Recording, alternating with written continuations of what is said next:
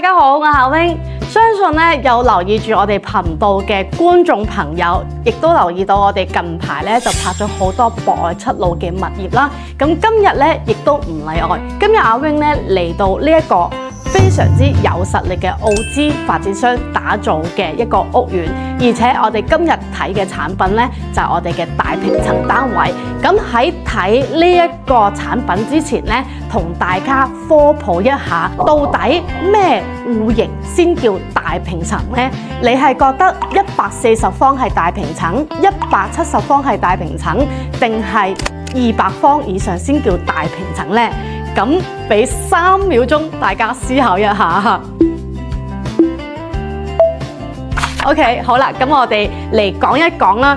咁喺中山市面上咧，大平層咧有好多樓盤，亦都有主流嘅，亦都有頂豪嘅嚇。咁點樣先為之係大平層呢？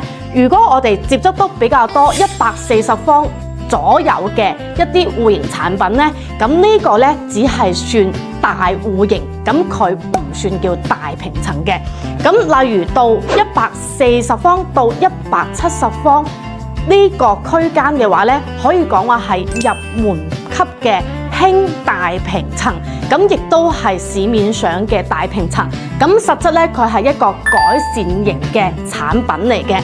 咁到去170方打上到200方呢，就係中山嘅主流豪宅大平層嚇，咁亦都係標準嘅大平層產品啦。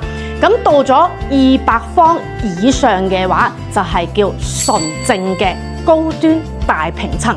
咁例如中山咧，亦都有好多200方以上嘅屋苑，例如啦，我哋嘅東區地標108天暖嚇，咁佢係主打嘅戶型298方到去410方，同埋最大嘅708方呢一隻頂豪大平層。咁仲有咧就係中山嘅地標展型天鑽，亦都係屬於中山一個頂豪嘅大平層，產品由320方到去838方嘅一啲頂豪大戶型嚇。咁仲有就係東區嘅英聯喜匯，由我哋嘅173方到去467方，以大平層為主嘅一個屋苑。咁再有咧就係最早期南區嘅大平層產品，我哋德商越璽由300方到去535平方嘅產品，亦都會有嘅嚇。咁呢啲產品類型，大家可以諗下，中山其實都有好多超過200方打上嘅戶型。咁每一隻產品咧都有佢唔同嘅屬性。例如我哋一啲地標性嘅產品嚟講咧，好多我哋嘅買家都係用嚟做會所同埋居住雙功能為主嘅嚇。咁如果有興趣呢啲頂豪大平層嘅，大家亦都可以 WhatsApp 我哋詳盡去了解下而家在售情況嘅。咁今日阿 wing 嚟到呢一個屋苑咧，就係我哋中山主流嘅大平層戶型173方。咁我而家咧已經嚟到現場啦，咁大家可以感受一下。咁我今日嚟呢一個屋苑咧，最主要佢嘅賣點同埋成個樓盤嘅屬性，我自己都係非常中意嘅，亦都吸引咗非常多年輕嘅買家係入手咗呢一個屋苑嘅嚇。咁頭先有講到啦，呢度係一個澳資發展商去打造嘅一個屋苑嚇。咁我哋咧喺呢度嘅景觀可以睇一睇我哋成個花園嘅環境啊嚇。咁呢度望出去咧，可以睇到我哋嘅好有造景同埋好有度假式園林嘅泳池景觀。嚟到泳池嘅前方，一共有200米嘅水景，沿住我哋內園去打造。咁分別咧，我哋嘅左手邊係佢嘅別墅型產品，我哋右手邊咧係我哋嘅高層住宅。咁今日我哋過嚟睇呢一隻產品咧，屬於成個樓盤嘅樓王單位。咁大家如果追求景觀性嘅話咧，可以留意翻呢一度啊。咁大平層當中咧，市區有咁多，咁我哋咧琴日就去睇咗博愛里嘅大平層200方以上嘅產品啦。咁嚟到呢一度，大家又可以睇一睇呢一度嘅空間，我哋居住大家適唔適合啊？好咁啊嗱，首先我哋睇翻呢個大橫廳啦，好正啊嚇！咁同埋咧，而家嘅示範單位係做咗一個風窗嘅設計。咁嚟到呢一度咧，佢原先咧係一間房嚟嘅，咁佢就做咗一個開放式嘅書房，將我哋成個廳拓展咗，成個開間非常之唔錯啊嚇！咁呢一度咧，我哋可以睇翻下，佢而家咧現時係放咗一個德州撲克台喺度嘅，咁可以體現出呢個屋苑嘅時尚感出嚟咗嚇。OK 嗱，後邊咧我哋可以放翻我哋嘅威士忌啊，我哋紅酒杯啊，包括如果中意飲咖啡嘅有珍藏咖啡杯嘅朋友，亦都可以喺呢度做一個展示櫃，包括我哋嘅獎狀啊，我哋嘅掛畫，亦都可以喺呢度實現得到啊嚇。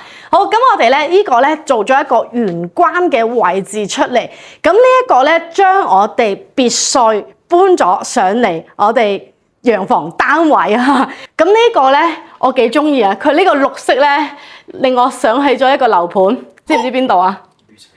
對，就係綠城啦。OK， 好，咁我哋咧睇喺呢個位置啦，呢度咧就係餐廳位嘅位置啦。咁呢邊其實係可以放到圓台嘅，咁我哋咧可以睇翻需求。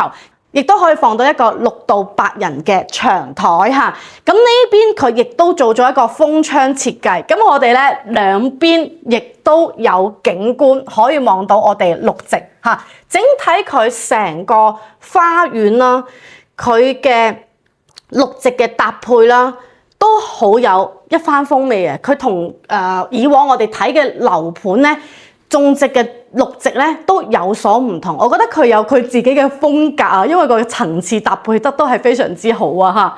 好，咁我哋過嚟呢一度咧睇一睇，呢度有一個家政間嘅嚇。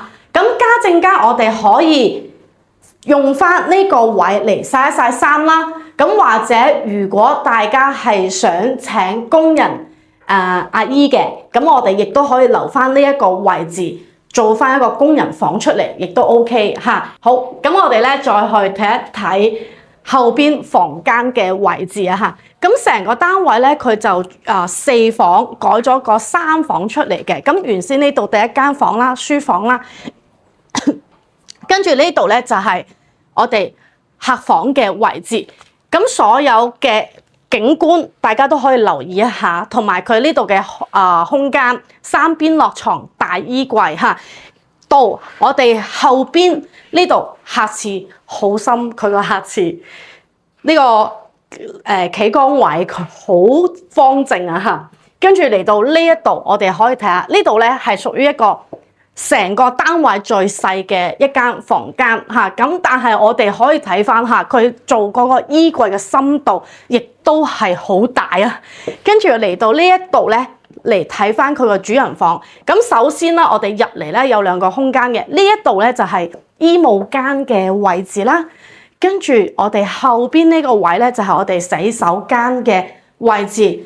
呢個鑽石型嘅淋浴間，佢呢個咧都令我想起咗綠城嗰個鑽石型淋浴啊，因為都係趟門啊。OK， 咁我哋再嚟睇一睇後邊呢一個位，就係我哋放床嘅空間啦。佢呢個景觀好舒服啊，見到雀仔喺度飛啊咁樣。嗱，咁我哋呢一個屋苑咧個位置係處於我哋博愛7路嘅物業嚟嘅。咁博愛7路物業有個好處係乜嘢啊？我哋返香港會近同埋會好就腳嚇。咁第一啦。我哋坐船嘅話咧，呢度去馬鞍島咧，大概係20零分鐘到。跟住如果係上高速自駕翻嚟嘅朋友咧，一落高速第一站就係呢一個位。包括如果我哋要坐直通巴嘅，我哋後邊就係 Coco City 同埋富日城 Top Park 有2大嘅直通巴。咁如果大家香港屋企係比較近我哋嘅火車站嘅，咁我哋咧亦都可以坐到落馬洲啦。咁咧我哋有車28蚊就可以翻到嚟我哋博覽中心，跟住嚟到翻呢個屋苑只需要5分鐘嚇。咁如果你係近我哋嘅前海灣地鐵站嘅，出深圳灣嘅，咁亦都係18蚊坐到我哋嘅博覽中心翻嚟呢個屋苑都係5分鐘嘅時間嚇。咁所以大家可以睇翻邊隻出行方式係更近我哋香港而家住嘅地方啊嚇。OK， 好啦，咁呢個屋苑嚟講咧，而家在售呢一隻產品咧，預算喺200萬左右嘅。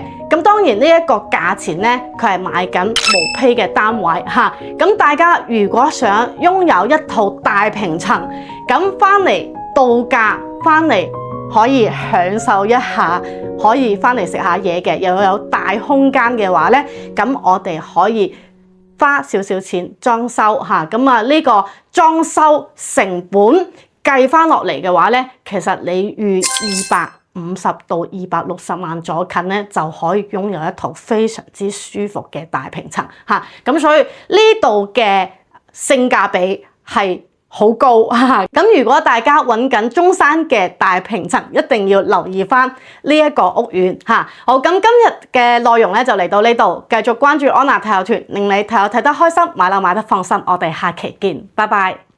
如果鍾意安娜嘅影片，記得訂閱我嘅 channel， 俾個 like 同埋 share 出去。如果大家想了解更多嘅詳細樓盤資料，歡迎通過以下嘅方式聯絡我啦。